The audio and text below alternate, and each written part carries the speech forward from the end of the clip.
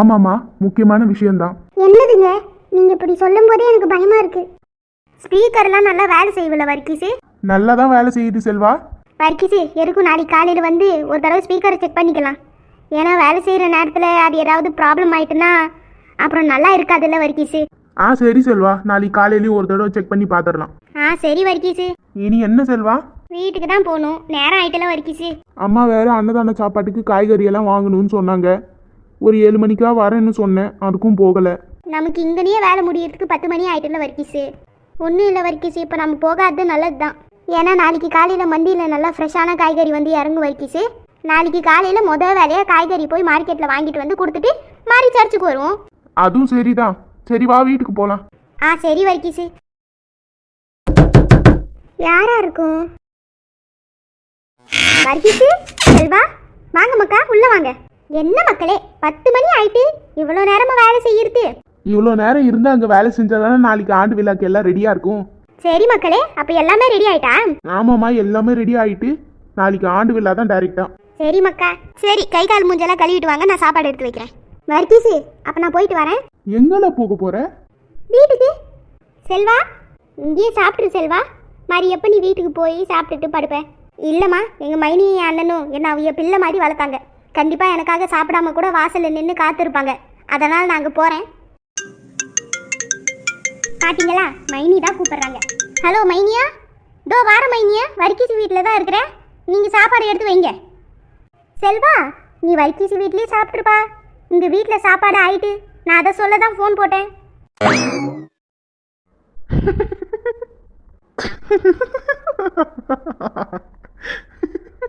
செல்வா, இன்னொரு விஷயம், அங்கே தூக்கிருப்பா, நான் கேட்டுக்கு பூட்டு போட்டேன்.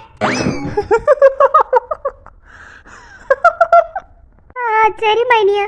சரி செல்வா, நான் வைக்கேன். சரி மைனியா. அப்புறம் என்ன செல்வா, வீட்டுக்கு போயிட்டு வா, பத்திரமா போயிட்டு வா. நம்ம நாளைக்கு காலையில் பார்ப்போம். வர்க்கீஸு, கிண்டல் பண்ணாத வர்க்கீஸு. நானே ஏமாந்து போய் நிற்கிறேன். ஏன் செல்வா, என்ன ஆச்சு? எல்லா விஷயத்தையும் நல்லா கேட்டுட்டு அங்கே இருக்கிற செவுத்து மேலே சாஞ்சி நல்லா சிரிச்சிட்டு இப்போ வந்து பச்சை பிள்ளையாட்டமே என்ன நடந்துச்சு செல்வான்னு கேட்குறிய, இது உனக்கு நியாயமாக இருக்கா வர்க்கீஸு? நடு ராத்திரி ஒன்று நம்பி வந்த ஜீவனை இப்படி தான் வெளியில் போகணும் சொல்லுவியா வர்க்கீஸு? நானே கீழே பாரு வர்க்கீஸு, இப்படி ஒத்த கால் 1 லெக்கில் நின்னாலும் போகாத போகாதன்னு என்னை கூட்டிகிட்டு போய் உட்கார வச்சு சாப்பாடு போடணும்ல வர்க்கீஸு. சரி, இப்போ நீ என்ன தான் சொல்ல வர? பசிக்குது வர்க்கீஸு. சரி வா, அம்மா நீங்கள் சாப்பாடு எடுத்து வைங்க, நான் கை கால் மூஞ்செல்லாம் கழுவிட்டு வரேன். சரி மக்கா. செல்வா வா போலாம். சரி, இப்போ இந்த காலுக்கு என்ன நியாயம் சொல்ல போற? மறந்துட்டேன் வர்க்கீஸு.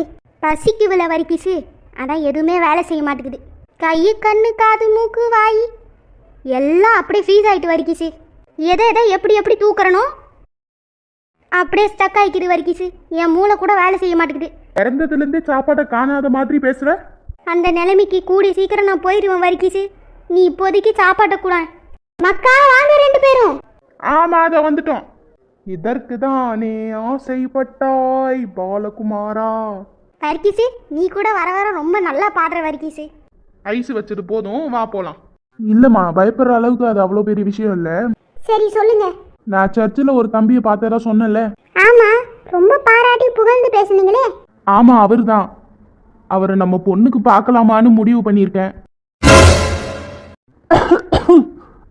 மக்கா, மக்களே தண்ணி குடி. யார் என் பிள்ளைய பத்தி நினைக்கிறாங்கன்னே தெரியலையே.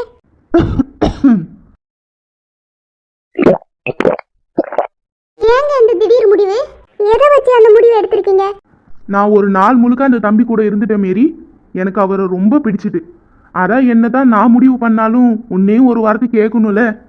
அதான் சரின்னு சொன்னா மேற்கொண்டு அந்த தம்பியை பத்தி விசாரிக்கலாம். சரிங்க, அப்ப நீங்க சொல்றீங்கன்னா நம்ம விசாரிப்போம். நிஜமாவா மேரி?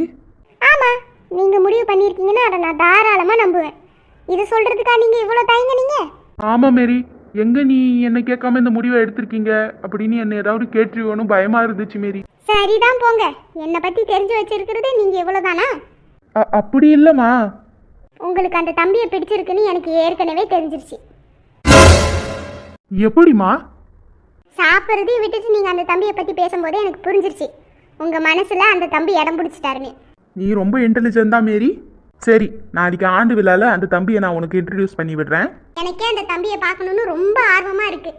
நாளைக்கு வரைக்கும் தாங்குவேனா மாட்டேனான்னு எனக்கே தெரியல. சரி மேரி, நான் நாளைக்கு காலையிலே சர்ச்சுக்கு போகணும். வா படுத்து தூங்கலாம். சரிங்க. இப்போ நல்லா இருக்காமக்கா? ஆமா, நல்லா தான் இருக்கு. வர்க்கீஸு, நான் தான் பசி எடுக்குதுன்னு அவசரமாக சாப்பிட்றேன். எனக்கு புதை ஏறல, உனக்கே ஏறுது. ஒருவேளை அம்மா சொன்னபடி உன்னை பற்றி யாராவது நினைக்கிறாங்களோ?